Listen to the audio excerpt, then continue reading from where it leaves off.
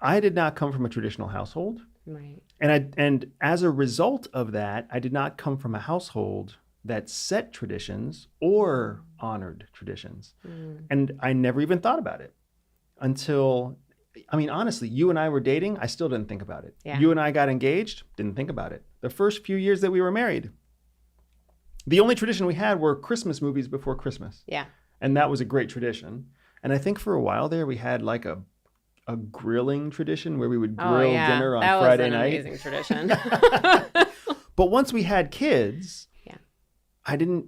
I had never once considered intentional traditions until you started bringing them up. And even then, I don't think you brought them up until maybe the kids were 3 or so. Well, because it's so hard in the beginning with kids. And I think what happened is that the whole time we were together in the beginning, and this is probably something that often happens in dating relationships that turn into marriages, I was living my traditions, and you were going along with them, right? So it was this unspoken, you were living my traditions because I just did what I did every year. It never even occurred to me that you didn't have your own family traditions until we had to talk about it because there was a year where there was like a miss. You were working so much, you were building the business, and I was like, what about Thanksgiving? Yeah. What about your birthday? And after a couple of years, it came out that this is a big deal to me. Like, I am upset.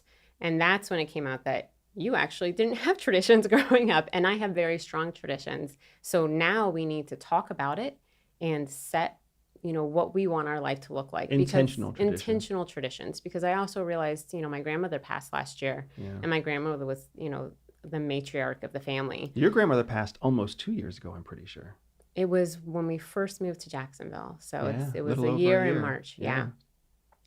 So, when she passed, suddenly I realized how all of my family traditions had been tied so strongly to her.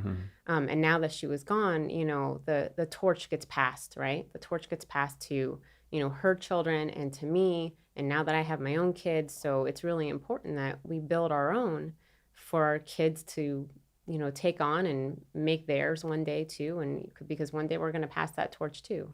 It's amazing too, because you can see with our children, our son is very tradition oriented, just like by personality. He certainly didn't, it wasn't something that I trained him during our lifestyle. No, right? that's genetic. You can thank me for that.